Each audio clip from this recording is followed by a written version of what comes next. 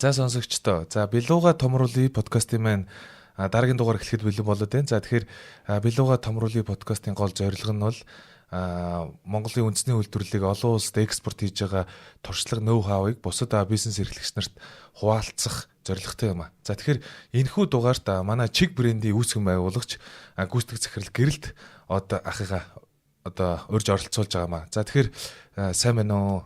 Сайн байна уу? За Чиг гутлын хувьд сүүлийн үед сонио ачи юу вэ? За ерөн нийлээ олон зүйлтэй. 2024 онд гэхэд бодит байдлаар бас нэг Европын зах зээлийг урд нь сонирхож байсан бол Америкийн зах зээлийг бас ямар байд юм бэ те? Америкийн зах зээлд ерөнхийдөө манай боломжууд юу вэ гэдэг талаар бас судалгаа хийж үзлээ. Тэгээд ерөн бол манайхаас нэг бүтээгдэхүүнийг ерөн экспортод гаргах зорилгоор нь ерөнхийдөө нийлэх олон жил хөгжүүлж байгаа. Ерөн ковидыг нэлээд олон нэг компаниудын үйлдвэрлэгч нарын хувьд бол бас сорилт болсон жил байсан. Тэгээд тэр хугацаанд хүртэл бид нар ерөн бол ямар бүтээгдэхүүнийг илүү их энэ хугацаанд хөгжүүлэх вэ те гэдэг байдлаар одоо углааш буюу тавчиг, арьсан тавчиг ерөнхийдөө Монголын зах зээл дээр ер нь их байдгүй. Байж байгаа нь болохоор жоохон нэг одоо яа тий үндэсний одоо нэг бэлэг дурсгалын зорилттой тиймэрхүү бүтээгдэхүүнүүд байгаадсан бол яг хүний хэрэглэн зориулсан илүү их нэг тансаг те өдөр тутамдаа байнгын хэрэглэгддэг гадуурч өмсөө явчих боломжтой тийм бүтээгдэхүүнийг ерөнхийдөө бий болгоё гэдэг зорилгоор нэг бүтээгдэхүүнийг хөгжүүлсэн. Тэгээд тэрнийг Америкийн зах зээл дээр ерөнхийдөө танилцуулъя. Тэгээд үзүүлъя гэдэг байдлаар ерөнхийдөө авч яваад бас нэлээд олон ажлууд хийлээлтэй судалгаа дээр тий. Тэгэхээр сүүлийн үед бол яг энэ ажлууд дээр ажиллаж байгаа. За тэгэхээр бас зарим сонсогч нар нь ерөөсөө мэдэхгүй ч магадгүй Чиг гутлыг. Тэгэхээр Чиг гутлын одоо үүх түүхтэй Чиг гутал өнөөдөр одоо хэдэн төрлийн бүтээгдэхүүн үйлдвэрлэж чинь хэдэн улсад одоо экспорт хийсэн туршлага хоримтлуулсан байгаа вэ? За манай үйлдвэр бол 1994 онд анх өрхөө үйлдвэрлэлээс эхэлж байсан. За өрхөө үйлдвэрлэлээ хийж яваад цех болоод дараа нь арай жоохон өргөжүүлээд нэг үйлдвэрлэл болгоо тий. Одоо яг өнөөдрийн байдлаар гэх юм бол бүрэн одоо конвертсэн дамжлаг гутлын үйлдвэр болсон байгаа. Бид нар бол үйлдвэрлэлээ бол өмнө зөвхөн хувь хэрэглэгчээс буюу одоо нэг хүнд зориулсан одоо бүтээгдэхүүнийг хөлтөнд тааруулж тэр захиалга авч хийдэг байсан. Handmade маягаар тийм. Handmade байдлаар тэрний одоо бас нэг гоё сонирхолтой олон үйлчлүүлэгч байгаа. Тэгээ тэрний бас нэг хөлний онцлогтой гэх юм бол одоо сумогийн бүх чойтака гэдэг тэрэн зориулж готлж байла. Хакуха аврагт яг авраг болдог одоо нэг төрүүлсэн жирлэлт нь одоо манайхаараа Якозоныхын яг өмнө те авар төрүүлж яхад бас гутал зориулж хийж байла. Ямар гутал зориулж ирсэн бэ? За ер нь одоо нэг монголчууд ингээл гадуур яг үндэсний монгол гутлаас өөр хором гэдэг нэг те Орос тийм хоёр гутал өмсдөг байлаа штэ. Тэгээд манайх яг хамгийн анхны яг тэр нөгөө дээлэн дөр өмсдөг орчин үеийн жоох монгол стилийн нэг загварын гутлууд байгаад байдаг штэ. Тэрийг ерөнхийдөө яг загварыг нь гаргаж хийж ирсэн. Тэгээ тэрийг ер нь олон түмэндээ бараг л энэ одоо маш олон гутлын үйлдвэрүүд бас ийм загварын гутлыг хийж байгаа. Тэрний ер нь анхдагч нь манайх бас. Тэгээ бас тийм сонирхолтой бас түүхтэй. Тэгээд ер нь бол нэг өдөрт бараг 6-аас 10 хэрэглэгчдэд зориулж тусгаалan одоо эсхүр гаргаж загвар гаргаж тэдэрт зориулж ингэж гутал хийдэг гэсэн. Харин мэдээж нөгөө тим үйлдвэрлэл чинь нөгөө одоо хөгжинөл нь арай бага штэ. Тийм бол өндөр зэрэглэлийн нарийн ажлууд ихтэй гэсэн үг тийм. Ажиллагаа ихтэй, ур чадвар өндөр шаардна. Тэгээд үйлдвэрлэлээ ерөн жоох масс үйлдвэрлэл буюу одоо бүрэн одоо дамжлага үйлдвэрийг одоо болгох гэсэн зорилготойсэн тэрэнд ямарч яасан 2024 он гэхэд хүрсэн. Түрүү ярьсан ч нөгөө нэг олон улсаас бүтээгдэхүүнийг гаргаж үзлээ гэдэг. Тэрний хувьд ямар улсууд төр туршиж үзв? Хятадын зах зээл буюу одоо бас маш олон экспортнуудад хятад руу явж оролцож байлаа. Өр Монголын зах зээл ерөн хамгийн ихтэй. Одоо бид нар цаг агарын хувьд гэх юм бол бас Монгол улстай ярих учраас сэрүүн уур амьсгалтай өвөл нь бас хөтөн тэгэхээр бас тэнтэх одоо хэрэглэгч нар байна. Оросын бас зах зээл байна те.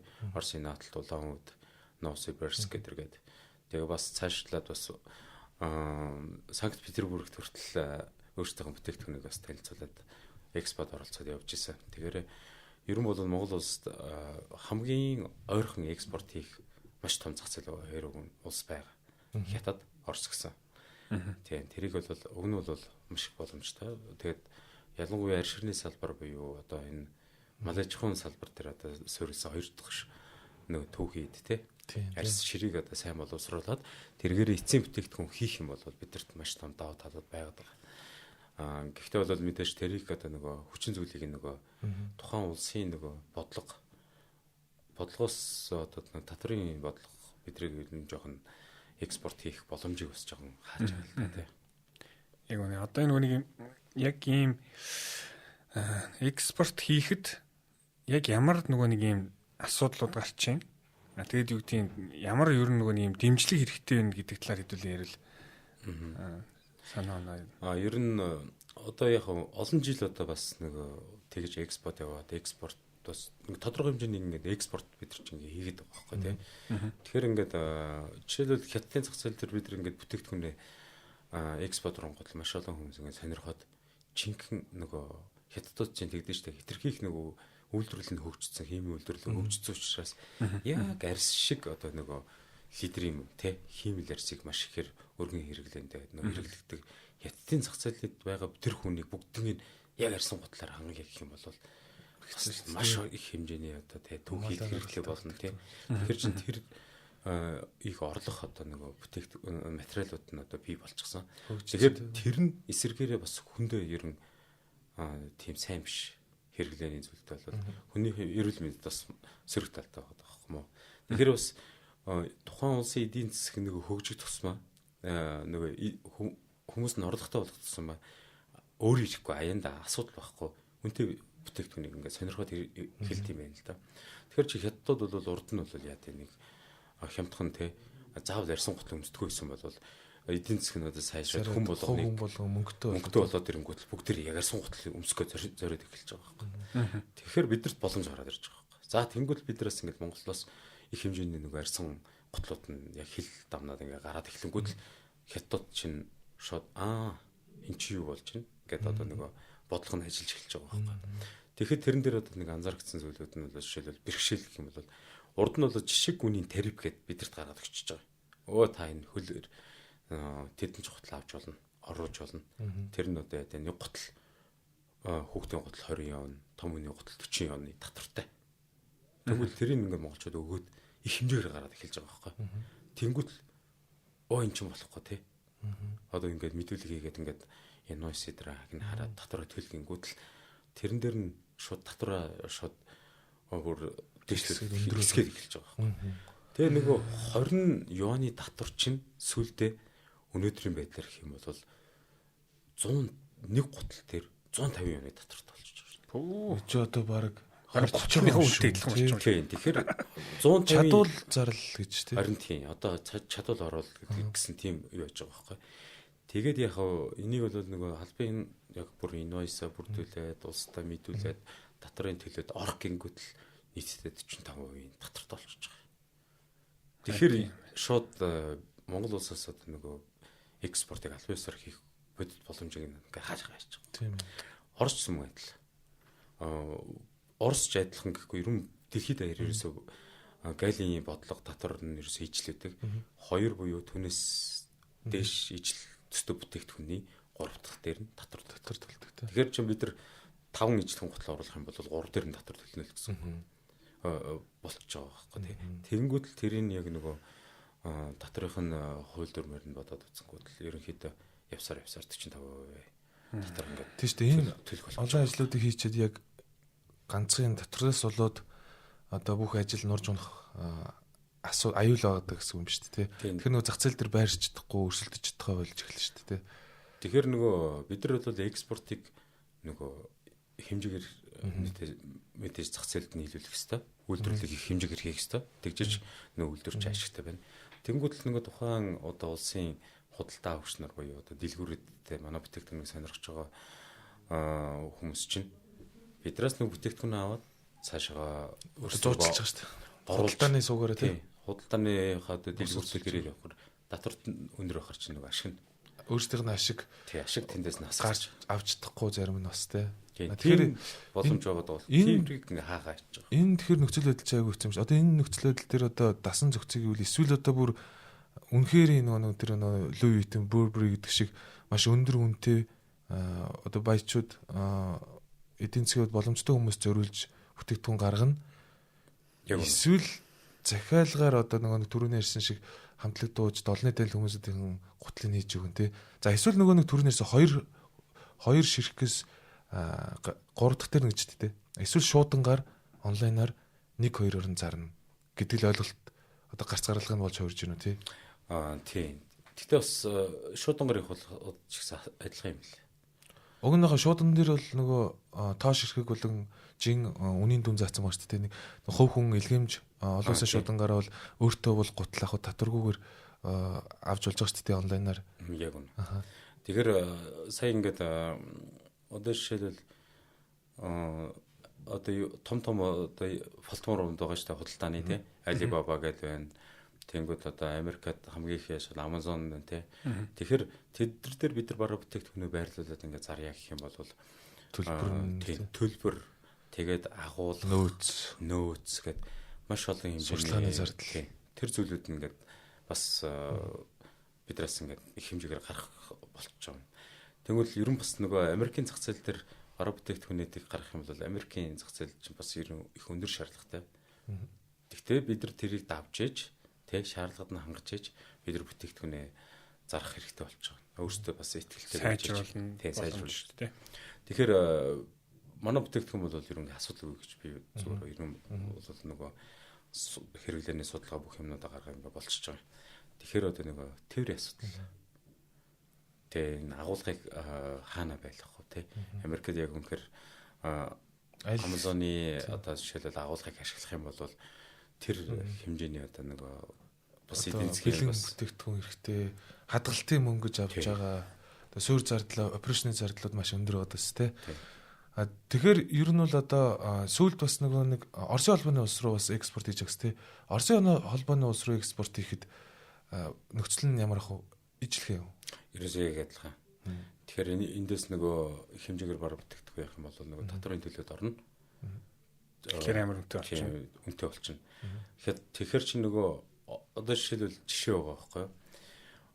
Засгийн газар хоёрын хоорондох нөгөө одоо юутай худалдааны хилцэл байгаад байгаа байхгүй юу? Жишээлбэл манай ижил зүйтэй бүтээгдэхүүн Орос хятадаас маш хэмжээгээр Орос руу орж байгаа байхгүй юу? Тэгэхээр тэд нар бас адилхан ижил өндөр татвар төлөөд байна гэхээр үгүй байхгүй юу? Тэгсэн чинь нөгөө хоёр улс чи хоорондоо тусгаалan одоо гэрээ хийцэн 8% татвартай байгаа байхгүй. Тэгээ бодлоо. Тэгэн гот манад бол манад болохоор 45% 60% гэдэг. Тийм ийм байгаад байгаа байхгүй.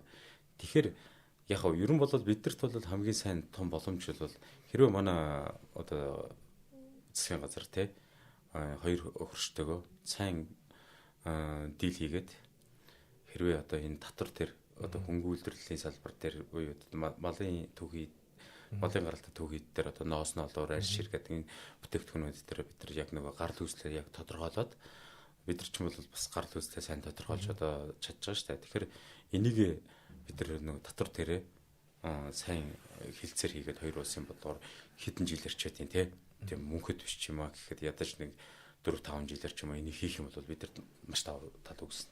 Тэгэхээр одоо яг хамгийн түрүүний бас энийг сонсож байгаа нэг холбогдлолтой төрийн зарим агентлагууд толбогдтой зүйл ярьж штэ тэг мөн дээрээс татвартай холбоотой олон улсын эцэс худалдааны хилцэлгээд тэг энэ дэр одоо цаашдаа тэгээд энэ байдал өөрчлөгдөхгүй бол ер нь одоо экспорт хийхэд бол тун хэцүү харагдаж штэ тэг зүгээр энгийн хүн сонссон ч гэсэн тэгэхээр одоо ингэ шинээр ингээд гутлаг үйлдвэрүүд гарч ирж байна та тэгээд түүч даган дуурайгаад араас нь суралцаад явж байгаа чиг гутлын хувьд бол мэдээж хамгийн одоо чанартай бас зах зээл дээр нэлээд одоо сүүлийн үед бол нэлээд одоо том тоглогч болох гэж зорж байгаа шүү дээ тий. Тэгэхээр бусад гутлын үйлдвэрүүдэд одоо нөгөө экспорт хийхэд хамгийн одоо чухал зүйлийн зөвлөн гэвэл одоо ямар зөвлөгөөнүүд өгч болох вэ? Тэгээ ер нь манай үйлдвэр анханасаа бас нөгөө үйлдвэрлэхдээ бидний бас нэг ийм алсын хараа, үнэт зөвлөл тий бидний нэг тийм зорилго байгаа шүү дээ. Бид нар бол Монгол улсад одоо чанартай бүтээгдэхүүнийг одоо үйлдвэрлэж одоо арт иргэдэд нийлүүлнэ гэсэн ерөөсөө зорилготой. Бидний төлөвийн зорилго бол тэрэндээ ч бид нар ерөнхийдөө хүрж байгаа гэж бодож байгаа. Тэгээ Монгол малын арьсыг бас нэг стандартын тий үйлдвэрлэх нь нэг боловсролтой сайжруулаад тэргээр нь одоо сайн бүтээгдэхүүнээ хийнэ гэсэн одоо тийм бас ерөөсөө зорилготоор ажиллаад байгаа. Яг тэрнтэй ерөөсөө та.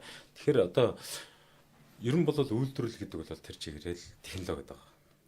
Технологи байгаа. Тэгээ бид нар бас нөгөө 2023 он гэхэд Грект бас үйлдвэрлэлтэй танилцах хөтөд нөгөө албан ажиллагааны бизнес уулзалтаар ингээ очиж ирсэн. Тэгэхэд бол Греко бас өөрөө бас нөгөө маш олон жилийн бас түүхтэй үйлдвэрлэл, гутлын үйлдвэрлэл бас байгаад байгаа байхгүй. Тэгэхээр тэр үйлдвэрүүдэд ороод үзэхэд тэдний хийж байгаа хэрэгжилж байгаа технологи яг одоо манай хийж байгаа хэрэгжилж байгаа үйлдвэрлэлд хэрэгжилж байгаа технологиэр яг ижлэх байгаад байгаа байхгүй. Тэрийг би харчаад үнэхээр одоо за хийжүүл чадаад байгаа юм биш үү? Ерөөсөө асуудал юм биш үү? тий. Ерөөсөө асуудал алга тий. Тэгэхээр бид нар бол нөгөө яг түрүүний хийсэн тий. Бид нар эсвэл бол экспорт хийхин тулд тий шүү дээ тий. Яг юугаа барих вэ? Тэгэхээр бид нарт бас нөгөө энэ нэг Монгол гэдэг нэг өөрөө гэсэн тийм нэг дэлхийд даяар байгаа тий нэг юм ондоошлол байгаа шүү дээ. Нүүдэлчин ахуй байна. Мал нь өөрөөсөө бас нөгөө чөлөөтэй бэлчдэг тийм малтай байна. Тэгээд нөгөө фермер гэдэг чинь өөрөө бүх зүйлийг өөр болгож байгаа. Манай нүүдэлчин соёл чинь өөр шал дэлхийд даяар ингээд бидрийг өөр болгоод байгаа зүйл. Энийг нь сайн маркетингд бид нар ашиглаад харин Монгол гэсэн тийм том тэр нэрийг брендийг одоо бий болгож чадах юм бол бидэрт бол боломжгүй ер нь маш байх. Зөв. Дотоодын зах зээлийн тухай бас ярих гэж бодож байна л да. Дотоодын зах зээл дээр арьсан гутлын одоо за ингээд энгийн жирийн одоо иргэнээр бодвол ямар ч байсан нэг пүүз өмсдөг. Тэг нэг арьсан гутал юм уу ботинктэй байдаг. Тэг яа тэгэхээр бас нэг баяр ёслол шинэ жил ямар нэгэн арга хэмжээнд дээр бол арьсан гутал өмсдөг тий. Тэгэхээр ч одоо хүн болгон нэг гуталтай байна гэдэг чи одоо уг нь бол жилд бол нэг 3 сая ширхэг борлуулах боломж зах зээлийн бас багтаамж байгаад байгаа шүү дээ манай Монгол улс. За эн чинь нэг бүхнийг оруулаад тэгээд бас нэг насан турсан өөрөө худалдаж авах боломжтой гэхээр чинь яг 2 саятай.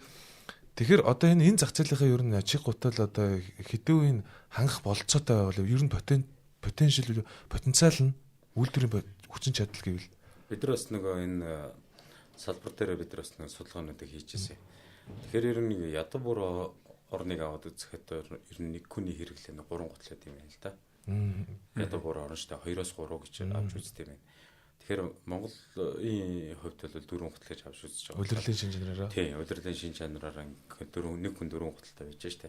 Тэгэхээр 4 гутлыг хүн амынхаа тоонд сая 2 сая гэж бодоод үзэхэд чинь 8 сая зах зээл 10 сая зах зээл тийм. Одоо тоош хэрэг нь аваад үзэх юм бол шууд 12 сая гутлын хэрэглээд ингээд 8 саяас 12 сая гутлын хэрэглээ байгаад байгаа байхгүй.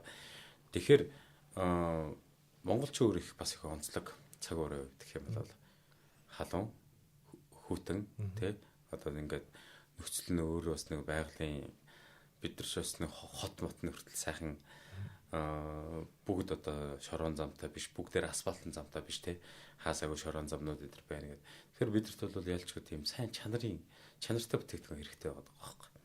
Тэгэхээр манай хувьд гэх юм бол ер нь бол потенциалын өвдөхөнд Монгол улсынхаа нэг 10% бол ер хангах боломж бол байгаа. Боломж бол хангалттай байгаа юм тий. Тэгэхээр ер нь бол яг энэ 30 жилийн хугацаанд одоо үйлдвэрлэл хийгээд маш олон ингээд хэрэглэгч нартайгаа ингээд харилцаад явж хахад бол ер нь бол нэг бүтээгдэхүүний эхлээд өндөр их ярьдаг гэсэн монголчууд манай Монгол үнээр хэлцэлдэг. Үндэсний үйлдвэрлэл гэхээр яагаад ийм өндөр үнэтэй байгаад тийм бэ гэдэг тий дандаа тийм асуулт тавьдаг. Ер нь хаасаагүй ер нь тийм байсан. Өмнө нь одоо бол харин эсрэгээрээ. Одоо хүмүүс ёстой боломжийн үнэтэй юм байна шүү дээ тий. Арьсан гутал одоо ийм гэхэд тэгэхээр бид нар бол яг тэр нэг бас зорилгонд хүрсэн байгаа байхгүй. Түүний хувьд одоо бас тий.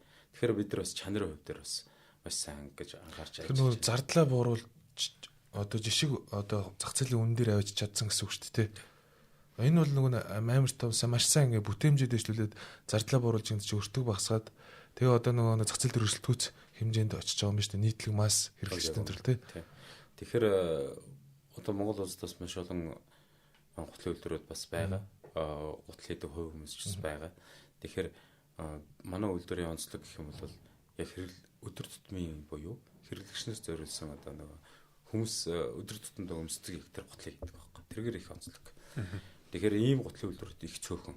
Яг гэвэл монголчууд хамгийн их бас хил амттай хэрэглэгч нар шүү дээ. Зүг. Үнэн. Тэгэхээр энэ хамгийн нөгөө хэцүү яг масс хэрэглэгч бол хамгийн хэцүү нь. Яг урлаг уран сайхныхын зориулсан тусгаалсан тий өөртөө зориулсан гутлуудыг хийгээд бол яг хүн нэг өдрөлг өмсөд байхгүй нэг баяр ёслоор өмсдөг учраас арай гайгүй байдаг тий.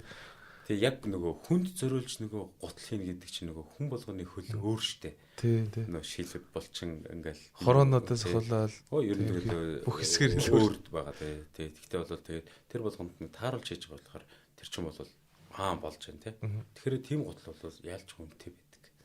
Тэгэхээр эвтэйхэн гоё өөртөө тарсан. Тэгэхгүй нөгөө нийт массаар үйлдвэрсэн гутлыг л бид нар өмсч. Тэр чинь яг л за дунджаар нэг иймэрхүүтэйгээл хэмжээ дэмжээг нь аваад тэгэл тэргээр нь хэдэн мянган ширхэг хэдэн сая ширхэг үйлдвэрлэж байгаа шүү дээ. Тийм. Яг түрүүний нөгөө нэг ярин дээрээс үнслээд яг манай одоо чинь үгдийн энэ гутлын үйлдвэрүүд нийлээд дотоодын хэрэгцээг нь хангаж чадах юм уу? Чаддгүй. Хэдэн хүн хангаж байгаа бол одоо түрүүний 8-10 сая. Тэгэд импортоор орж ирж байгаа гутлнууд маань ер нь яг хэдэн хүн байдаг вэ? За ер нь бол нэг Европоос орж ирдэг гутал шүү дээ. Орос Европ өдрөөс орж ирдэг гутлууд нэг тий. Тэд нар бол нэг 30%. Тэгээд яг хэрэглээний гутал дээр шүү. Хэрэглээнийхээ гутал дээр ярьж байгаа. Тэгээд үлдсэн нэг одоо нэг 60 7% гэж тий. Хятадас хэдийн зах зээлээс. За нэг 3% нь Монгол. 3 гэхээр манайх ч одоо дотоод зах зээлийн хангах нь одоо бас чухал. Одоо яг тийм байгаа. Хэрвээ бид нар энд байгаа Монголд байгаа үйлдвэрүүд өргөн хэрэглээний буюу гутлыг ингээ хийх юм үйлдвэрлээд хийх юм бол нийт одоо зах зээлийн 20%-ийг хангах гутал үйлдвэрлэх хүчин чадалтай үйлдвэрүүд хангалттай байна. 20% ч одоо 3-аас 20% ч хангалттай 5-6 дахин. Бусад тэр үйлдвэрүүд маань юу хийж байна гэхээр шүү дээ тий. Хөдөлмөр хамгаалал нөгөө тусгай зорилттой гутлууд. Цэрэг цагдаа, уул уурхаа тий. Тэгээд бас нөгөө яг нөгөө Оросуудын бас нөгөө яг зориулж захиалсан гутал. Эсвэл бол тэр нөгөө өвөр монголчуудын зориулж захиалсан гутлууд тий тэрийг хийж байгаа. Тэгээд маш олон ус үйлдвэрүүд чинь нэрээ яг хөдөө орнуудад малчтын гутлыг яг хийж байгаа. Нөгөө өмнө нөгөө оюун билэгч нөгөө орж нөгөө нэвтрүүлэгт орж ирсэн юм. Тэгээ ярьж байхад нөгөө Америкийн зах зээл ер нь бол нөгөө айгу боломж юм байна. Одоо энэ Трампын тарифын дайнтай холбоотойгоор гэдэг юм ярьж байсан байхгүй. Тэгэхээр та маань нөгөө түрүү жил Америк руу явсан тэр ажил маань ер нь хэр одоо нөгөө нэг явж байна. Хэр бүтэмжтэй байна. Тэрэн дээр л нөгөө Америкийн зах зээлийг ерөөд юу гэж харсан бэ? Ер нь Америк хүний онцлог гэж байна. Хэрэг одоо нөгөө зах зээлийн ингээд бас нөгөө эн чинь судалгаа бидэрт хамгийн чухал байгаа. Тэгэхээр нөгөө ийм юм байна. Америк хүмүүс нь шүү дээ тий. Нэг өөртөө аваад хэрэглэсэн бүтээгдэхүүн өөрт нь одоо өөрийг хязгааж гомдоохгүй өөрийнх нь одоо чанарыг тий өөрийнх нь тийм шаардлагыг хангаж байгаа тохиолдолд тэр бүтээгдэхүүнээ авд юм байна. Үнэн ч юм байл. Ерөөсөө за би өнөөдөр энийг өмсчихье. Өнөөдөр тэрийг өмсчихье гэж тэгдэг юм байна. Ерөөсөө Америк хүний онцлог гэж байна. Ерөөсөө авсан. Харин тэр брэнд нь өөрт нь ямар нэг л удаа таалагддаг хязгаарч тэрийг дахиж хэрэгэлдэг гэж байна. Тэгэхээр одоо жишээлбэл ийм байгаа байхгүй. Түрүүнд нөгөө бидэнд экспорт нь гаргахын тулд маш бидэрт нөгөө том одоо платформунд хэрэгтэй шүү дээ. Нөгөө борлуулалт. Бид нар өөрсдөө очиод тэр нь одоо сурчлагаагаа хийх байхгүй. Тэгэх юм бол бидэрт маш их хэмжээний мөнгө хэрэгтэй болно. Хүний нөөц. Тий, хүний нөөц хэрэгтэй болно, тий.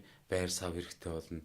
Бидэрт байхгүй зүйл байхгүй. Тэр байгаа зүйлийг нь ашиглаад хийх юм тулд бид нар харин тэр нөгөө хэрэглэгч нарт яг тохирсон бүтээгдэхүүнийг сайн судалж байгаа тэр бүтээгдэхүүнийг санал болгох хэрэгтэй юм билээ гэж би миний хувьд үзэж байгаа байхгүй. Тэгэхээр ерөн яг тэр ажлыг ерөн хийж амжилттай болох боломжтой. Тэгээ бид нар бас нөгөө зөвхөн Америкт байгаа монголчуудаа бүтээгдэхүүнээ санал болгоод ингээд их борлуулсан гэхээс илүү нөгөө яг Америк хүнд зориулсан тийм бүтээгдэхүүнийг яг Америкчуудад зориулж их борлуулдаг одоогийн байдлаар гэх юм бол тэгэхээр бид нар бол нөгөө Walmart ч юм уу те том одоо дэлгүүрүүд байна. Тэгээд тэр Amazon ч нөө энэ бүх зүйлийг одоо ингээд ашиглаад одоо өөрсдийнхээ бүтээгдэхүүнийг хийх юм бол бидэрт нийлээ бол ажлууд гарах хийх шаардлагатай юм лээ. Гол нь өөрсдөө Америкт байх шаардлагатай. Тэр чинь бас өөрсдөө одоо нөгөө биеэрээ байх хэрэгтэй шаардлагатай ч болчихсон шүү дээ бас. Тэгэхээр одоо эсвэл бол манай компани төлөөлөгч юм тий. Тэн заавал ерөнхийдөө байх шаард. Тэгжээж бид нар өөрсдөө яг Америкийн зах зээл дээр зөв бүтээгдэхүүн олоод одоо өөрсдөө бүтээгдэхүүнийг илүү сайн гаргах ингээ боломжтой. Түрүүн бас нэг үг хэллээ шүү дээ. Тэр гадаад идэг монголчууд бас худалдаж авсан гэдэг. Тэгвэл гадаад идэг монголчууд бас буцаад Америкээс та одоо жиг хутлын бүтээгдэхүүнийг худалдаж авах сонирхол бол бас байгаад байгаа гэсэн үг шүү дээ. Тийм байна. Одоо жишээлбэл бид нар ингээд Солонгост маш их монголчууд байна, Австралид байна тий. Тэгээ дэлхийн бас ингээ Европын орн манай бүтээгдэхүүнийг авдаг байхгүй. Тий. Аваад хүмүүс өөрсдөндөө өөртөө хүмүүст бэлэг өгч байна. Эсвэргээрээ бидэрт онлайнаар захиалга өгөөд та ингээд хаягаар ингээд шууд бичээд өгөөч гэдэг бас явуулж байгаа хүмүүс байна.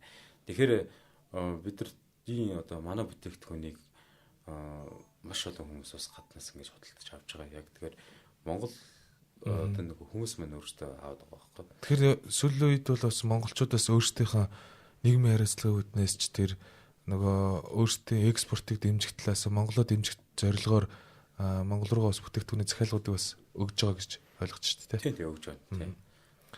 За одоо нөгөө ер нь бол яг потенциалын хувьд ярьсан. Одоо тэгвэл би бас нэг сонин асуулт асуулт. Одоо нэг чиг гуталд хөрөнгө оруулалт хийгээд те одоо жишээ нь ярил л да. 1 тэрбум төгрөг орчмын хөрөнгө оруулалт хийвэл үйлдвэрийн хүчин чадал маань хэр хэмжээнд нэмэгдэх бол дээрэс нь энэ бол үйлдвэрлэлд байвал зарагдах биш одоо хангаж чадахгүй юм биш үү? Заргахад бол дотооддоо бол асуудалгүй үйлдвэрсэн болгоно зарж чаддаад байгаа гэж ойлгож байна. Тэгэхээр потенциал одоо 2-3 дахин нэмэгдүүлэх гэвэл ер нь бол хэдийн хэмжээний одоо хөрөнгө оруулалт хэрэгтэй юм бэ? Яг энэ салбарт. Тийм. Одоо жишээлбэл би ч одоо манайх ч бас маш олон ингээд төслүүдийг ингээд хэрэгжүүлээ явж байна. Тэрний нэг жишээ нь 2019 онд шинжлэх ухааны техникийн сургууль, боловсролын яам, хөдөө аж ахуйн яам дэрний хамтарсан нэг юм сонирхолтой маш хэрэгтэй судалгаа хийсэн юм лээ. Тэр нь бол сурагч хүүхдийн гутал гэдэг сэдвтэй сургуулийн хүүхдүүдийн өнөөгийн байдал одоо хөлний одоо хөл нь ямар байгаа юм бэ гэсэн судалгаа хийсэн юм лээ. Тэсэн чи тэрэн дээр болохоор Монгол хүүхдийн хөл маш их нумгу болж байна, тавхаа хавтаарж байна гэсэн асуудлууд ингээд хөндөгдсөн байгаа байхгүй. Тэр нь бүр судалгаагаар ингээд гараад ирсэн байгаа даа. Тэгэхээр тухайн судалгаанд нэг 2500 хүүхд судалгаанд оролцсон. Тэр хүүхдүүдийн судалгааны 55% нь давхан бүтцийн өөрчлөлт.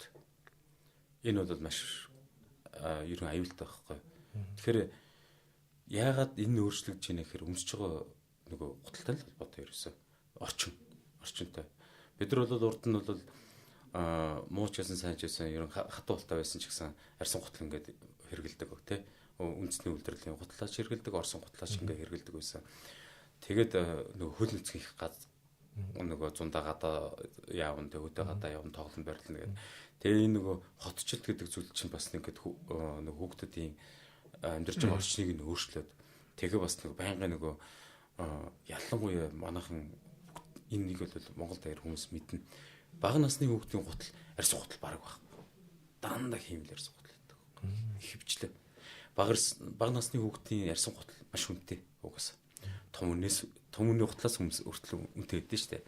Тэгэхээр эцэг эхчүүд яагаад гэвэл өсөж байгаа хүүхдүүдэд нэг хамаагүй тэр чинь нөгөө хөл нь томроод байгаа учраас газ аваад өмсөөлөл багтаад 2 сар л өмсөх юм байна шүү дээ. 2 сар гэдэг нэг урттаа 6 сар чинь 2 үлрэл гэж бодол тэр бодол нь өөрөө ингээд тэр хүүхдүүдийг ингээд би бас ингээд тэгэхээр сонсож байгаа эцэг эхчүүд байх юм бол бас энэ дээр маш анхаараарай тий. Тэр хүүхдийн хөлний хэлбэр за юу өөрчлөгдөж бүтэц гэдэг нь одоо нэгсэнтэй хүүхэд үлмэтэр ил их даацаа авдаг. Өсгөн дээр эсвэл бол даацаа авдаг. Эсвэл нөгөө нумтай байх юм бол нумгүй болдог тий. Тэгэхээр тий хавтгай болоод байгаа. Энэ юу ямар аюултай гэхээр нөгөө өсөж байгаа хүүхдтэй өөрөө аюултай байдаг байхгүй. Тэгэхээр нөгөө нурууны нөгөө суул мөрилт тий хөл ингээд дотгошоо болох. Тэгэхээр тэр чин хөл гэдэг чинь нөгөө мэдрэл рүү орно тий бас. Тий ингээд маш олон нэг сөрөг талтай байд юм. Тэгэхээр энийг бол ерөөсөө өмсөж байгаа гутал юм.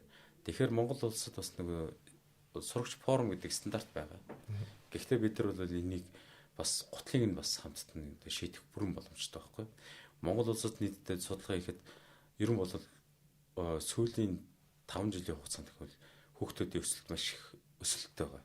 Харин эсвэргээр 2024 оны байдлаар 24 оны байдлаар эсвэргээр жоохон борсон байна. Тэгэхээр 10 жилийн хүүхдүүдийн өсөлт маш их байгаа.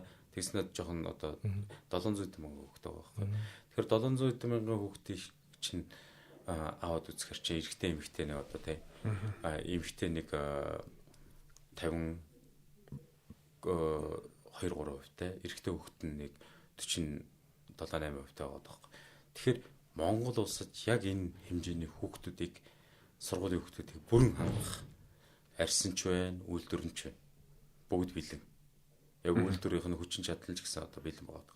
Энэ дээр би одоо сүүлийн 4 жил ажиллаж байна. Энэ айгүй чухал сэдв юм шүү дээ. Одоо энэ одоо эцэг эхчүүд бол мөнгөнд байгаа зүгээр тий ялгаагүй л нэг гутал авах мөнгө нь бол байгаа шүү дээ. Гэтэ яг сонголтоо зөв хийх шаардлагатай болж гэлж гэсэн үг шүү дээ. Тэгэхээр бид нар бас нэг мэдээж бид нар ингээд гутал үйлдвэрлээд нэг тухайн хүүхдэд бас хөрөхэд эдийн засгийн хувьд хүртэл бас нэг дарамт биш нэг боломж нь байна уу гэдэг бас судалгаа хийгээд үзсэн. Тэгэхэд бол нэг чанартай нэг гутлууд нь сургуулийн насны хүүхдүүдэд өмсөх боломжтой гутал нь нэг 150-аас бүр 350 мянган төгрөгийн хооронд байгаа байхгүй. Одоо тэр чанартай гутал. За нөгөө чанар муутай бие химэл ярьсан гутал нь гэх юм бол тэрнээсээ доош олоо явчихна. 40-50 мянган төгрөг юм шүү дээ. Яг 40-50 мянгаас 80 мянган төгрөгийн хооронд химэл ярьсан гутал нь нөгөө дотроо арьс мэрс болоод юугаад шиштэй гадна тал арьс болоод бас болоод ирэхээр 100 гараад тийш гараа авчих. Тэгэхээр манайх энэ боломжийг одоо тий бий болгох бүр хангах боломж байна. Үнийн хувьд ч гэв. Би нэг сони юм асуух. Тэгээд ингэсэн сая энэ дээр нэг ярьжсэн чинь яг Европод амьдардаг тий Америкт байдаг бас найз нар маань энэ гутлаа экспорт гаргаж. Манайх яг тэр одоо 3 жил судалгаагаа хийгээд түрүү жил энэ эрэгтэй эмэгтэй хоёр загварын гутлыг хийгээд яатсан. Тэгээ манай дүү Европод хүүхдийн гутал тий Европод бүр ингээд 10 жил амьдраад энэ жил одоо аав ээжтэйгээ зоолох гэж ихтэй хүүхдтэй ирсэн би тэгээд хүүхдэд нь бэлэг өгсөн чинь энэ ийм гутал чи Европт амар үнэтэй. Эн чин очиж бараг шууд зарагдах юм бэ гэж одоо жишээлбэл тиймэрхүү ингээд сонссон. Тэр чинь гутал чинь цэвэр юу вэ одоо нэг бодит нүдэнд харагдж байгаа сурталчилгаа шүү дээ. Одоо хүмүүс ам дамжил авчдаг шүү дээ. Энэ их гоё гутал ямар сурчлага хэрэггүй эвтэйхэн гутал байвал энэ их тачиг гутал юм бэлээ гэж яриа л яваад дээ шүү дээ. Тэгээ борлуулалт нь эсвэл ер нь нэг талтай энэ чинь өөрөө ингээ бүтээгдэхүүн чинь өөрөө брендинг нь нүдэн дээр яваад дээ шүү дээ. Би яг нэг сони юм асахгүй. Би одоо нөгөө жоохон хөвгттэй байхгүй. Тэгээд ер нь жоохон хөвгттэй айлууд чинь нэг юм Орсын нөгөө дэрийн домашка гэх нэг гутал өмсөлдөж шүү дээ. Тэр нэгэд бас жоохон юм зөөлхөн улан жоохон хатуу тэгээд амьсгалдаг даав материал бас нэг юм эсхий юм шиг материалтай байдаг шүү дээ. Тэр төлөө ер нь судалж ив. Одоо яг нэг жоохон хөвгт хөлд ороод байгаа өмсөхөд нэг гутал хэрэгтэй болоод идэг те. Тэрэн дээр нэр нь та ямар нэгэн бүтээгдэхүүн хийж ив. Тэгээ яг энэ бүтээгдэхүүнийг бас Монголд нэлээд хэдэн үйлдвэрүүд хийдэг.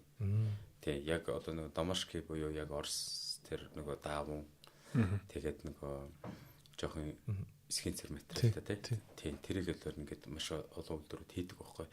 Хүүхдийн хөл өгөөсөл анханасаа мөгөрсөх. Өсөж байгаа. Хүүхдээ бүр нэлэх хүүхдийн хөлийг та нар ингээд явал бүрхий бомбор өгдөө шүү дээ. Ном байхгүй. Хүүхд ч өөрөө тийм байдаг. Тэгээд хүүхдийн хөл ямар үеэсээ хамгийн их анхаарал татаж эхлэх вэ гэхээр одоо би ч бүр явсараа одоо эмч болчих гээд тий харин эмчээс сонсоод байгаа юм шиг тий. Тэнгүүд чинь тэр хүүхдийн хөл чинь өөрөө одоо яг ингээд хэлбэрээ олж ирэх үе яваад байгаа байхгүй. Одоо ингээд 3 наснаас ахахгүй л тий. Хүүхдийн хөл. Тэгээд хүний хөл ерөөсөө юм. Эмэгтэй, эрэгтэй хоёр хүний өсөлт нь шүү дээ тий. Эмэгтэй төрүүлж өсч идэг. Эмэгтэй. Одоо та бүгд ингээд яг мэдэх юм бол эхнэртнийх нь гэх юм бол 8 дугаар ангидаа буюу 16 наснда арцмаар нь яг одоо ясчаад бүрэн болцсон. Эмэгтэйний хувьд гэх юм бол эрэгтэй хүний хувьд гэх юм бол 18 нас. Та бас бод 18 наснаас ч хөлж өрсөг. Тий. Тийм баг шүү 10 жил тий арцмаар томсоо. Тэгэхээр нөгөө эмэгтэй хүний хөгжил төрүүлж явдаг, эрэгтэйнийх нь арай жоохон хойно явдаг. Тэгэд эрэгтэй хүүхдүүд бас дэшегээ илүү хойшоо өсөд идэв штэ. Хүн ерөө 25 настай хүртлээ өсдөг гэдэг тий. Гэхдээ хөл бол ерөнхийдөө 18 настай ерөөсөө зогсон. Тэр үед бол бүрэн ясч дуустдаг. Тэгэхээр тэрнээс өмнө ерөнхийдөө бүрэн одоо ясчаагүй. Мөгөрс өөрөө ингэж яаж идэг. Тэгэхээр бид нар яг тэр гол нөгөө өсөлтийн нас буюу тий одоо ингээд бага ангийн 1-р ангиас ахгуулаад дэшег өсөлтийн юм дээр яг зөв готлоо өмсөх яг ингээд шаардлагатай байна. Тийм яг би ч одоо 3 хүүхэдтэй. Одоо 2 банд бол ер нь амар өсөж байгаа байхгүй. Тэгэл баг хөлрөл болгоо ингээд нөгөө готлны асуудал гардаг байхгүй. Тэгээ нөгөө эрэгтэй хүүхдүүд чинь ширүүн нэг чилэхүү дээрээс нь нөгөө нэг өссөн тэгэл байнга солигдсон. Тэгээ гоо чинь ингээд нөгөө амар нөгөө нэг юм асуудалтай болоод идэх байхгүй. За одоо нөгөө чинь одоо ямар гуталтай авах уу яах вэ гэл тэ. Тэгээд нөгөө ингээд одоо саяны нөгөө нэг ярианаас зүгээр анзаарч хад сая тэр 2 загвар гаргасан гэдэг чинь шүү дээ. Энэ хоёр үн хэншийн хувьд юу ямар шүү байх боломжтой байгаа юм. Ер нь бол үйлдвэрлэлд их хэмжээгээр орох тусмаа бүтээгдэхүүн өртөг багасна. Тэгэхээр бид нар бол яг одоогийн байдлаар зах зээл дээр гэх юм бол 121 мянган төгрөгөөр зарагдчих бүтээгдэхүүн байна. Тий. Тэгэхээр тэр бүтээгдэхүүн маань болохоор улны хувьд гэх юм бол нөгөө гадны одоо нөгөө чулуу мэдрэмтгий биш. Одоо нөгөө зузааны хувь юм. Тий. гадаргуун тий гаднаас юу. За тэгэнгүүтээ нөгөө сургууль дээр хар зураас гарахгүй. Наа чи бас хэрэгтэй. Энэ чинь яг нэг давуу тал байна шүү. Нэг стандарт болоод байгаа байхгүй. Ялангуяа бид нар бол бүрстэ байгаа хта маш их тэв тоглолт сургуулийн шалгыг өстой маш хар зураас харгадаг байсан. Тэрийгэ цэвэрлэх гэж үлгэж угаадаг байсан гэдэг. Яг гэвэл эн чинь нөгөө эсрэгээр хүүхдүүдийн буюу сургуулийн нөгөө өнгө үзэмжинд нөлөөтэй учраас хар зураас гарахгүй байдаг тэр стандарт бол заашгүй яг зөв байгаа даа. За тэгээд хоёр дахь юм бол нумтай. Буюу тэгээ бас уловч нь амьсгалдаг тэгээд нум дэмжигчтэй. Одоо нөгөө гутлымсгаар ингээд пүүз мүз ч юм уу өмсгөр дотроо ингээд нэг юм нумны гол одоо тэр хэлбэр нөгөө нум дэмжигчтэй ингээд байдаг штэ. Ерөөсөө яг тийм. Тэгээд өсгийн дээр өсгийн амрагчтай. Одоо ингээд та нар бас ингээд гутлымсч байхад бас анзаарсан уу? Өсгийн дээр чинь юм бомбор юм байдаг. Тий голд нөө. Тий голд нь. Тэр чинь юу юм бэ л да. Хүн ингээд нэг өсөрч харих буух барихад одоо нэг өсгийн амрагч буюу ингээд зөөлөн гэж аа тий маш тэр чинь ингээд юу гэж дарахтай ч авч юу яаж байгаа гэсэн. Тийм одоо. Тэгэхээр бид нар бол уловчийг бол тэрийг заавал ингээд өөртөө сэтгэж бодоод энийг ингээд гаргаад авах шаардлага байхгүй. Тэнд чинь маш их лаборатори янз бүрийн туршилтыг хийсэн туршлага хийдэг. Хийгдээд тэр чинь бүр ингээд хийгээд баталсан. Бэлэн байгаад байгаа. Судалгаа шинжилгээг хэдэн жилээр хийгээд гаргаад ирсэн тий. Гаргаад ирсэн. Тэгэхээр би манайх болохоор тэм бүтээгдэхүүн дээр болохоор тэм боловчийг наваад шууд хийчихэж байгаа байхгүй. Зөв. Тэгээд нэг гутал чинь өөрөө нөгөө одоо яг үлмийн хойд хэсгээс сүсгийн хооронд тэр чинь голдоо нөгөө нумтай буюу нум төмөртэй тэр нь хатуу байх хэвээр. Яг гэвэл тэр чинь хатуу байж хүний нөгөө тэр нумны хөдөлгөөн үлмийнээс хойш хөдөлгөөний чинь бүгднийг доошоо одоо яа тий хүн ингээ хөдөлж жагаад доошоо тэр нэштэй нум ч өөр доош цөмөрөхгүй байж байгаа хэвээр. Тэр байдлыг нэг хангасан чинь нумтай готлоод байгаа байхгүй. Тэгэл одоо энэ сүүл гарсан бүтээгдэхүүнүүдийг хаагур хаанаас судалж авч болох билээ. ер нь бол одоо манай зүгээр нэрийн барааны дэлгүүр тэгээд онлайн худалдаа талбарч байгаа. Тэгээд нөгөө хүүхдийн гутал чи өөрөө сезонтой шүү дээ тий. Одоо бүтээгдэхүүн чинь яг сургууль орох үед яг энийг гол зорилго нь бол сургуулийн орчинд ерөөсөө гутлыг нөмсүүлэх зорилготой одоо ерөнхийдөө бол бүтээж байгаа юм. Яг гэвэл энийг хийж явах явцад маш олон судалгаа хийсэн. Тэгэхээр сургуулийн орчинд хүүхдийн эрүүл мэндийн гэдэг асуудлыг ерөөсөө маш их асуудлыг хөндөж байгаа юм. Нэгт хэлэхэд хүүхдийн хөлний эрүүл мэндийн асуудлыг шийдэж байгаа юм. Хоёр дахь сургуулийн тэр цэвэр орчин байх шаардлагыг бий болгочихж байгаа юм. Тэгээд нөгөө анги танхимд нөгөө гаднаас очсон гутал чинь тэнд тоосчлтыг бий болгож идэг. Тэгэхээр хүүхэд сургууль дээр цэцэрлэгт ягаад гутлаа солиод болоод идэг. Сургууль дээр очиод солиод болтгоо гэж те. Энийг ингээд хүүхдийг хүртэл анханаас нэг цэцэрлэгээс нь сургуулиар ингээд хэвшчих юм бол нөгөө сургуулийн тоосчлох буюу нөгөө сургуулийн анги танхимд тэр орчингийн бас эрүүл байх тэр зүйлүүд чинь ер нь аягүй чухал сэдв юм биш үү. Тэгээд өвлийн гуталтай хүүхэд нөгөө сургууль дотор байжгаад хичээл хийхээр тэнд нөгөө халуун үүсэж байгаа. Хөл өөрөө нөгөө хөлөрн халууцдаг хөлөрдөг те тэр байдал нь бий болж байгаа. Тэгэхээр сурах нөгөө үр дүнгийн тэр чинь бас бууруулад идэм байна. Судалгаа байд юм. Тэгэхээр хүүхд өөрөө тав тухтай байх хэрэгтэй. Тэгэхээр тэр зүйлийг нь бий болгочихж байгаа. Тэгээд нөгөө хамгийн гол зүйл эрүүл мэнд. Ханиад ангийн гэдэг зүйл чинь яагаад гэхээр өвлийн гутлыг хизээч нөгөө нэмэх одоо 20 градустай 21 градус одоо 40 градус одоо нэг өрөөний температур чинь нэг 18-аас нэг 25 градусд байгаа шүү дээ ерөнхийдөө бол тэгэхээр тэр температурт өрөөний температурт байсан өвлийн гуталтай байсан хүүхэд халууцаад гарахаараа шууд нөгөө дулаан чин чанар ерөөсөө алдагдчихдаг. Шууд халуун хүүтний нөгөө цохол хүүхдийн гутал хизээч дулаахан байхгүй. Энэ бол тэгээд буцаад нөгөө маш их им тарай гэдэг маш их санхүүгийн эрсдэлд оруулж тий. Тэгэхээр ер нь энэ эрүүл мэндэд хамгаалсан бүтээгдэхүүн гэж ярьж болох нь шүү дээ. Одоо ер нь бол болчиход байгаа байхгүй. Эрүүл мэндийн бүтээгдэхүүн юм шүү. Бараг одоо энэ чинь гутал бол дээр үдүүл яг гаднаас ингээд зүгээр юм хатуу чулуунууд гიშггүй хамгаалсан тий. Янз бүрийн эрсдэл янз бүрийн нөгөө гаднаас юм зүсэж мөсөхгүй ингээд хамгаалалт гадаа хүүтэн мөт гэж. Энд ч дээ сүлд одоо эрүүл мэндийн бүтээгдэхүүн болж хорих гэдэг юм шүү тий. Ер нь баг ер нь тийм. Одоо ер нь хэрэглээний гутлыг том хүн ч гэсэн адилхан. Ер нь бид нар нөгөө ажил хийж байгаа офис дээр орж ирээд өвлийн гутлыг тайлаад гутлаа сольж өмсөд тэгээ ажиллаа хийж хагаад буцаад өвлийн гутлыг өмсөд гадагшаа гаргах зайлшгүй шаардлагатай. Тэгжиж тэр өвлийн гутлын гадаад нэг хасах 20-с 30 градусд барих тэр температурыг чинь тэр гутал хүртэл дотроо хүртэл тэр дулаанаа өөрөө хадгалах хэрэгтэй байхгүй. Тэгэхгүй болохоор нөгөө дотроо чийг үүсцэн те хөлөөс гарч хөл чинь хамгийн их нөгөө хөлөрдөг хэрэгтэй. Ер нь бас. Яг гэвэл тэр чинь нөгөө битүү орчинд одоо нөгөө хитрхи их одоо өөрөө нэмэх градусд байж байгаа. Тэгээд хөлн дотроо дахиад хасах градусд өмсөх ёстой дулаан нэмэх градусыг хар тэрэнд бол нөгөө хөлс их ялгарна. Тэгэхээр хөлс ялгархаар чинь гутал дотор нь чихтэн. Тэгэхээр дотор нь чихсэн гутал гадагшаа гараад хизээч ямар ч хасах градусд өмсөхөөс гутал дулаан байдаг. Тэгээд дээрээс нь бас нэг шивэрний асуудал бас явж байна шүү дээ. Өө тий хөлийн эрүүл мэндийн асуудал байна тий. Зөв. Би нэг одоо ингээд уриалга байна л да. Энийг сонсож байгаа хүмүүст түрүүн ярьсан тий. Дотооддоо тий одоо бас асуулт байна. Хэдэн хувийн одоо нэг одоо нэмэгдэх шиг гэж. Одоо эн чинь одоо гаднаас худалдаж авч ингэж валют гадагшаа гарч байгаа.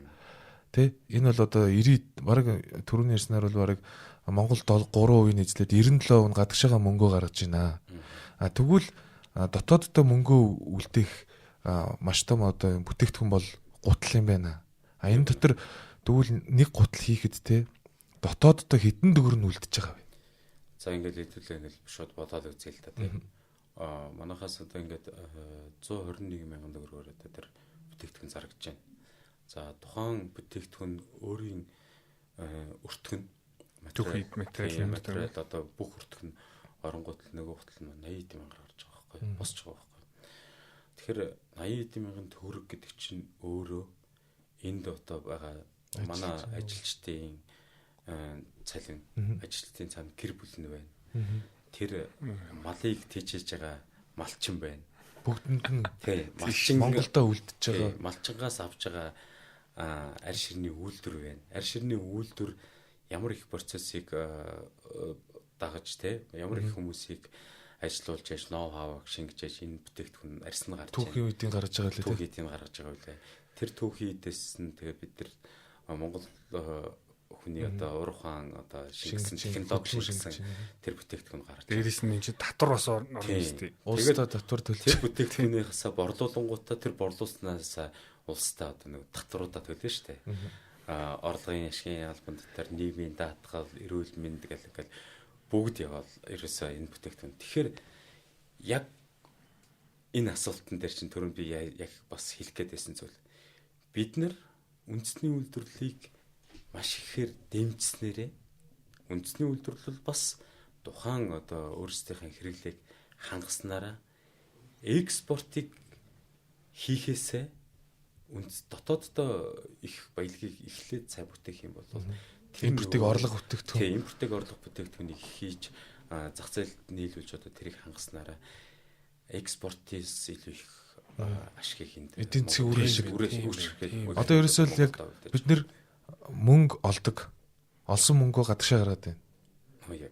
Одоо мөнгөө гадагшаа гарахгүй дотроо худалдаа авалтаараа хийгээд байх юм бол бид нар чинь эдийн засгийн хараат бус болоод өөрсдөө хөгжөхөд маш бололцоотой байна. Түрүүн бид нэг тоо утсан байхгүй. 8 сая ширхэг гутал гэж байна. За нэг хүн дунджаар 100 мянган төгрөгөөр ингээд жилд нэг л удаа хамгийн багадаа минимум. За 8 сая төгрөг тий. Тэгээ 100 мянган төгрөгөөр 8 сая ширхэг гутал зарагдахад энэ чинь өөрөө 800 тэрбум төгрөгийн зах зээл байна. Жилийн тий. 800 тэрбум. Тий 800 тэрбумын зах зээл. Энэчнээс одоо бол Монгол 3% нь буюу одоо нэг 24 тэрбум төгрөгийн л дотооддоо одоо хангаж чадж байгаа юм байна. Тэгэхэд бидний 700 одоо 76 ойролцоогоор 770-аад тэрбум төгрөгийн ихэнх нь хятад улс руу явсан байна. Европ руу явж байгаа юм байна. Яг 770 тэрбум гадагшаа гарж ийн. Бид нар энийг гаргахгүй байх бололцоо бүрэн байна. Тэ? Бүрэн байгаа шүү дээ. Бүрэн байна.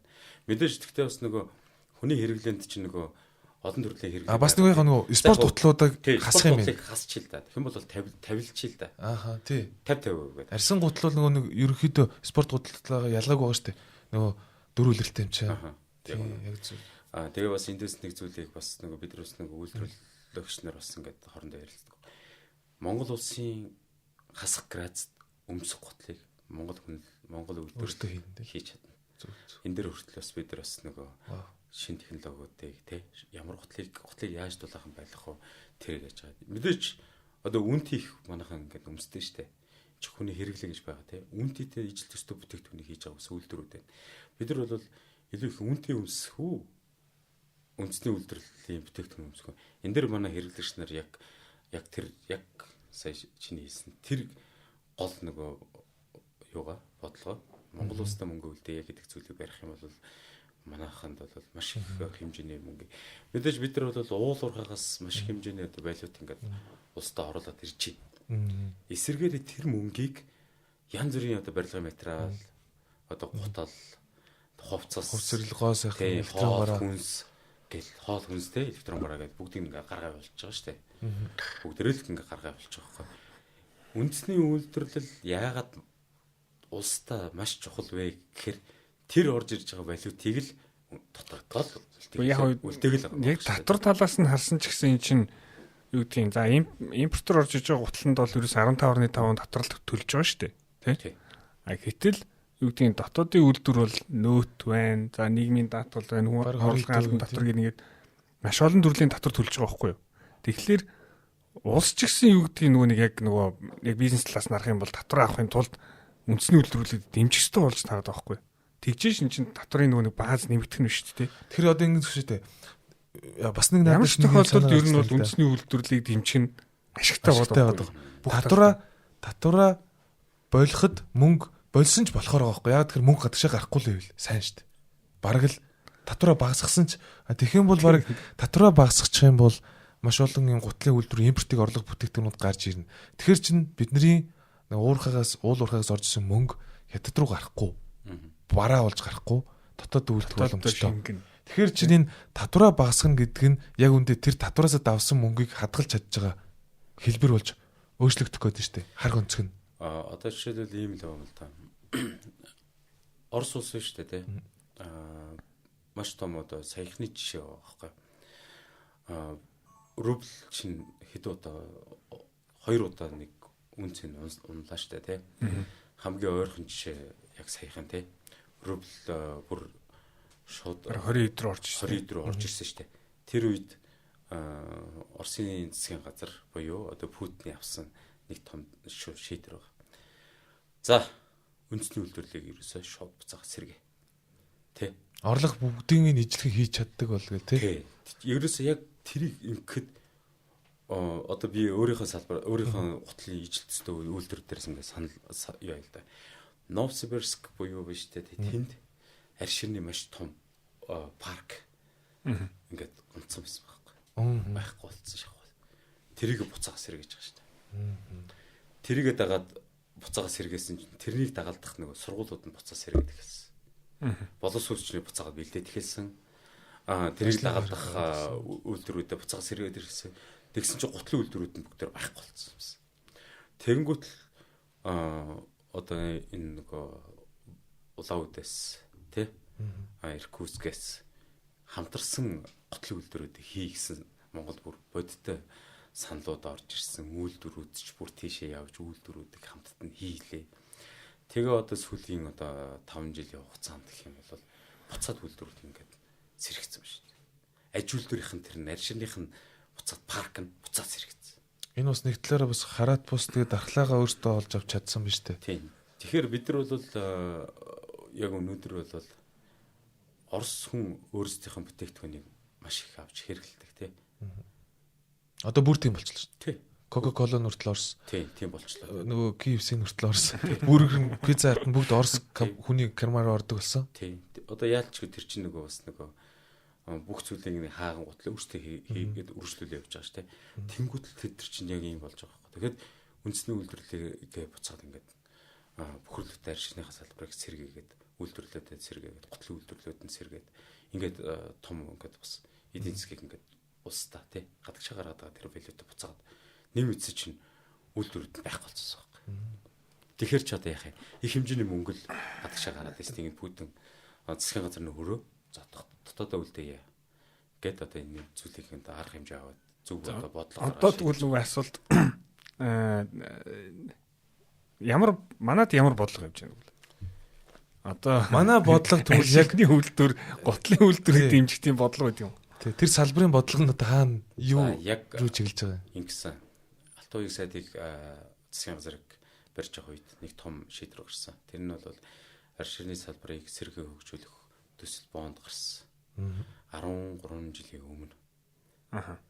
Тэр 13 жилийн өмнөх гарсан шийдвэр хөнгөлөлтөө зээл тий тэргээр арширны салбар маш хэмжээний одоо ноу-хау технологи гэдэг агуулсан баг тий. Унжис үйлдвэрүүд зэрэгсэн. Шинэ үйлдвэрүүд гарсан. Үгүй. Шинэ үйлдвэр гараагүй. Шинэ үйлдвэрүүд гараагүй. Урд нь байсан үйлдвэрүүд техник техник технологийн шинжилтүүд хийсэн. Өөрсдөн дээрээ бас нөгөө ноу-хаууудыг нэвтрүүлсэн.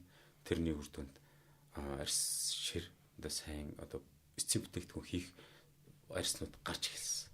За тэр гарснараа дотоод байгаа хөдөлмөр хамгаалалт, тусгай зориулалтын гутлын хийж байгаа үйлдвэрүүд маань бас шууд сэргэж эхэлсэн. Хүчин чадлаа нэмсэн, үйлдвэрлэлийн тоног төхөөрөмжөө одоо сайжруулсан. Тэгээд маш олон одоо тэгэхээр сүүлийн 7 жилийн хугацаанд Монгол улсад гутал хийжсэн 10 үйлдвэр бүрэн тоноглогдож канер үйлдвэр дамжлаг үйлдвэр болж байгаа.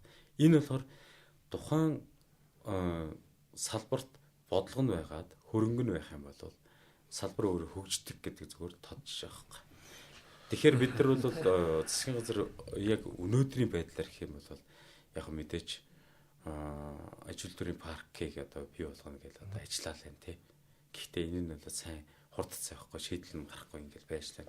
Мэдээж ирснийхэн тэр парк нь яхад одоо энэ хотын төвдөө шахах бас арширны үйлдвэрүүд нь байгаад байгаа шүү дээ. Гэхдээ энийг нь бол бас зөв шийдлэр шийдчих боломжтой. Турк улсад би өтгтээ очиж үзээгүй. Гэхдээ манай салбарынхан бүгдээр очиод үзсэн. Тэгэхэд Турк улсад байгаа арширны парк нь тэндээс хөдлөв. Хот дотроо үйлдвэрөө хийж байгаа. Төвдөө юу? Тийм. Гэхдээ нөгөө үнэр та нарын асуудал байгаа дээ шүү дээ. Тэрийг өөрсдөл зөв арга барилаар шийдчихэж байгаа байхгүй. Жишээлбэл Илвэс нөгөө гадаа ил байдаг нөгөө боловсруулах нөгөө усны сан биш дээ. Тэрийг зөвхөн тагтаа болгоцсон гэж байгаа. Тэгэл хэвчтэй. Тийм. Битүүмжтэй. Нэг тэгэхээр чи тэр нүүхийн оронд таг хийчихэд. Энэ ямар мондөг санаа вэ? Энэ одоо тийм хэцүү санаа. тэгэхээр нөгөө агаарт гараад байгаа тэр өндрий чинь ингээ байхгүй болгочихжээ шүү дээ. Зөв. Тэгэхээр нэг үйлдвэрүүд дотроо гараад байгаа тэр лаг үнрийг тэрийг бас зөв технологиор ингээд зөв шийдэж байна. Тэгэхээр ийм чи ингээд хөгжсөн, технологи хөгжсөн.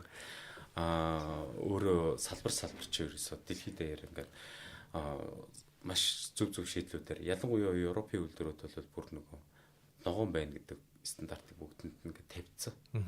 Тэгэхээр бас манад ч хүртэл саяхан 2 ширний 2 үйлдвэр бас ингээд ногоон LWG буюу олон улсын сертификат хүртэл авчиж байгаа байна. Тэгэхээр бид нар ингээд чадаад байна. Ер нь бол бид нар экспортыг илүү их сайн хийхин тулд дотооддоо тухайн бүтээгдэхүүн маань өөрөө илүү их танигдаж сайн хөгжсөн байх хэрэгтэй. Энийг би ерөөсөө маш олон хүнээс сонссон, маш олон зүйлээс бас харсан. Тэгээд яг өнөөдрийн байдлаар ихэд би бол манай бүтээгдэхүүн бол экспорт хийх бүрэн боломжтой гэж бол би бусад үйлдвэрүүдийн бусад одоо орнуудын ингээд өөрийнх нь бодит туршлагаас тийм туршлагаас ингээд харж байгаа байхгүй. Цаг нь болсон тийм. Цаг нь болсон байна. Бид нар бол хийж чадчихна. Одоо экспортлээ.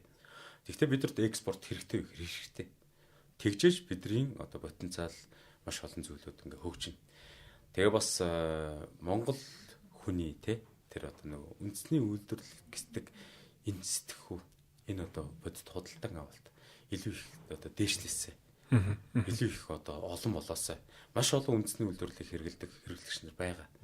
Гэхдээ энэ одоо хэрэглэгч нар маань 10 биш 100 1000 ийм болоосаа. Тэгэх юм бол яг түрүүний бидний ярилцаадсэн үнцэг буюу маш их орж ирж байгаа валютыг гадагшаа гаргахгүй Монгол улс маань эдийн засгийн хүчрхэг байх тэр боломжийг бол өнөөдөр Монгол хүний одоо худалдан авч байгаа тэр үнцэнтэй одоо Монгол хүний бүтээж байгаа тэр зүйл болгоныг худалдаж авах юм бол энэ зүйл бодит болох боломжтой.